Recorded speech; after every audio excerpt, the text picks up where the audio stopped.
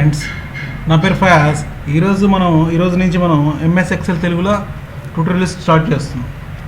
So ఇక్కడ first of all MS Excel మన అందరికీ తెలిసిందే, ఎంఎస్ ఆఫీస్లో ఒక టూల్.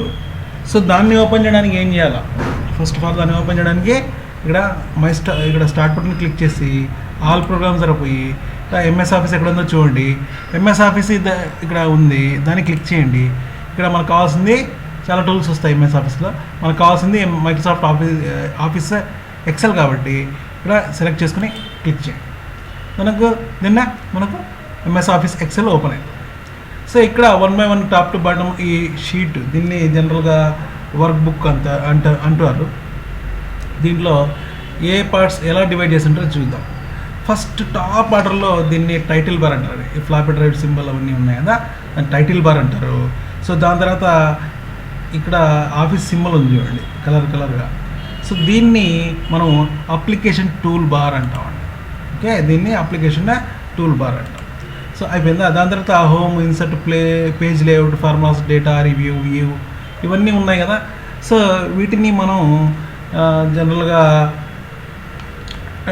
ట్యాబ్స్ అంటామండి. అంటే home tab, insert tab, page layout tab, formulas tab, data review and view tabs అంటారు. ఓకే, దాని తర్వాత ట్యాబ్ కింద ఇవన్నీ ఉన్నాయి కదా. సో దీన్ని రిబ్బన్ అంటాం. సో జనరల్గా మా ఎంఎస్ వర్డ్లో చెప్పినప్పుడు చెప్పి ఉంటాను నేను.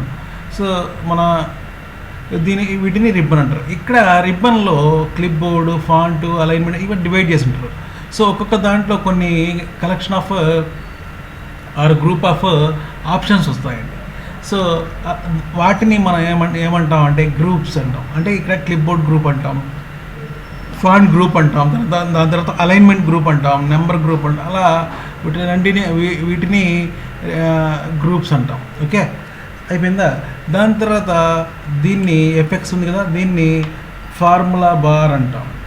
సో అక్కడ దాని తర్వాత దీన్ని ఇక్కడ ఏమని ఉంది కదా, దీన్ని నేమ్ బార్. ఆల్రెడీ చూడండి ఇక్కడ నేమ్ బార్, ఇక్కడ క్లిక్ చేయగానే నేమ్ బాక్స్ అని వస్తుంది. ఓకే, సో అయిపోయిందా? దాని తర్వాత ఇక్కడ దీన్ని కింద ఉన్నదాన్ని లైన్ని స్టేటస్ బార్ అంటారండి. ఓకే, కింద ఉన్నదాన్ని స్టేటస్ బార్ అంటాం. సో అగైన్ ఇక్కడ షీట్ 1, షీట్ 2, షీట్ 3 అని ఉంటాయి. సో ఓవరాల్గా ఈ విధంగా మనకు షీట్ డివైడ్ చేసి ఉంటారు ఎంఎస్ ఎక్సెల్లో. సో జనరల్గా దీన్ని స్ప్రెడ్షీట్ అంటామండి. ఎంఎస్ ఎక్సెల్లో ఉన్న దాన్ని స్ప్రెడ్షీట్ అంటారు. సో నథింగ్ బట్ ఇక్కడ ఎలక్ట్రానిక్ బేస్డ్ డాక్యుమెంట్. ఇది ఏంటంటే ఇది యూజ్ చేసి మనం డిఫరెంట్ టైప్స్ ఆఫ్ డేటాని మనం స్టోర్ చేసుకోవచ్చు. నెంబర్స్ స్టోర్ చేసుకోవచ్చు, ఆ నెంబర్స్ వచ్చేసి గ్రాఫ్స్ చేసుకోవచ్చు, తర్వాత పిక్చర్స్ ఇన్సర్ట్ చేసుకోవచ్చు, చాలా అన్నీ చేసుకోవచ్చు. సో 1 by 1 అది చెప్పుకుందాం. ఓకే, సో ఇంకా డీటెయిల్గా మీకు అర్థం అవ్వడానికి నేను ఒక షీట్ చేస్తున్నాను, ఎగ్జాంపుల్ అది ఓపెన్ చేస్తున్నాను. ఓకే, చూద్దాం ఫస్ట్. సో ఇక్కడ చూడండి. సో మీకు ఈజీగా అర్థం అవ్వడానికి ఒక షీట్ ఓపెన్ చేశాను నేనే. సో టోటల్గా ఇక్కడ షీట్ని, అంటే ఆ స్ప్రెడ్ షీట్ని లేకపోతే ఎంఎస్ ఎక్సెల్ షీట్ని జనరల్గా కాలమ్స్ అండ్ రోస్ లాగా డివైడ్ చేస్తారు. సో ఏబిసిడి ఉంది కదా, దీన్ని కాలమ్స్ అంటాం.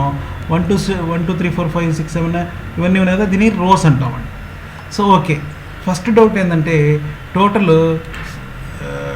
టైప్ మిస్టేక్ ఉంది.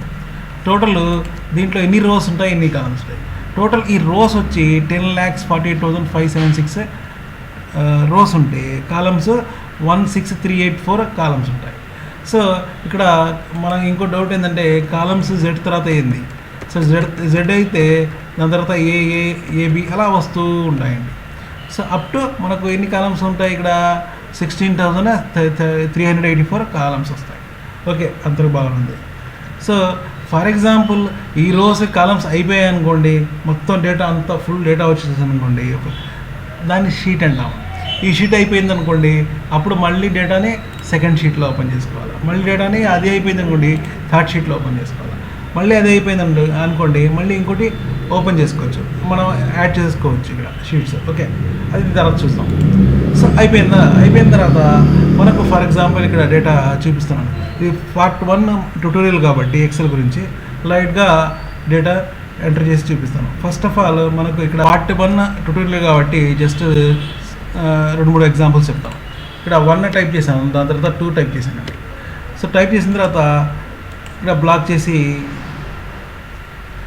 సో 2 ఈ 1 2ని సెలెక్ట్ చేసుకున్నాను. దాని తర్వాత ఇక్కడ లాస్ట్లో 2 కింద ఇక్కడ చూడండి ఒక బటన్ కనిపిస్తుంది, బటన్ లాగా, దాన్ని ఫ్రీ హ్యాండ్ అంటాం. సో ఫ్రీ హ్యాండ్ అంటాం దాన్ని. ఇక్కడ ఫ్రీ హ్యాండ్ని సెలెక్ట్ చేసుకొని ఇక్కడ డౌన్ యారో అలాగే పట్టుకొస్తే ఇలా వస్తుంది. అంటే 1 2 తర్వాత 1 1 యాడ్ అవుతూ వస్తుంది కదా, అలా వస్తుంది. లేదు ఇంకో ఎగ్జాంపుల్ 2 4, ఓకే 2 4 ఉంది. ఈ రెండింటిని ఇలా సెలెక్ట్ చేసుకున్నాం. తర్వాత ఫ్రీ హ్యాండ్ పట్టుకొని సో ఇలా మూవ్ చేసుకోకపోతే ఇక్కడ చూడండి, బాగా గమనించండి, 2 4 తర్వాత మళ్ళీ 2 యాడ్ అయింది, మళ్ళీ 6కి 8కి డిఫరెన్స్ ఎంత 2. అలా స్టార్టింగ్ ఏదైతే ఒక సెట్ చేసుకుంటామో 2 4 మరి డిఫరెన్స్ ఎంత 2 ఉంది కాబట్టి ఆ విధంగా ప్లస్ అయ్యి వస్తుంటుంది. అలాగే డేస్ వస్తాయి. సండేని జస్ట్ ఎస్యూఎన్ టైప్ చేశాను. ఇక్కడ చూడండి క్యారెక్టర్స్ ఎంటర్ చేస్తే సండే ఎంటర్ చేస్తే లెఫ్ట్కి వచ్చింది, లెఫ్ట్ నుంచి స్టార్ట్ అయింది. న్యూమరిక్స్ ఎంటర్ చేస్తే రైట్ కార్నర్లో వెళ్ళిపోయింది. ఓకే, సో సండే స్టార్ట్ అయింది కాబట్టి మళ్ళీ జస్ట్ ఎస్యూఎన్ టైప్ చేసి ఇక్కడ ఫ్రీ హ్యాండ్ సింబల్ ఉంది కదా. సో ఇక్కడ నేను వీడియో రికార్డ్ చేసేప్పుడు ఇక్కడ సింబల్ వస్తుంది, మీకు కలర్ వస్తుంది, సరిగా కనిపిస్తుంది లేదో ప్రాక్టికల్ చేయండి అర్థమవుతుంది. సో ఇక్కడ చూడండి ఫ్రీ హ్యాండ్ సింబల్ని మనం ఇక్కడ సెలెక్ట్ చేసుకుని సో డౌన్ ఆరో ఇక్కడ డౌన్ చేసి వదిలేస్తే మళ్ళీ కంటిన్యూస్గా ఇక్కడ చూడండి సండే మండే ట్యూస్డే అలా కంటిన్యూస్గా వస్తుంది. అంటే మనం టైప్ చేసుకోకుండా డేస్ని మనం టైప్ చేసుకోకుండా డైరెక్ట్గా దీంట్లో మనకు ఈజీగా చేసుకోవచ్చు. ఓకే, దాని తర్వాత మంత్స్ JAN అంటే జనవరి.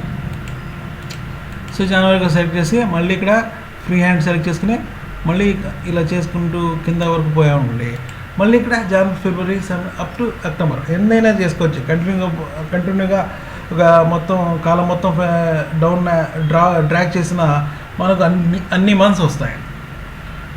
సో ఈ విధంగా మనం నెంబర్స్ యూజ్ చేసి లేదంటే డేస్ యూజ్ చేసి లేదంటే మంత్స్ యూజ్ చేసి మన డేటాని ఈజీ చేసుకోవచ్చు.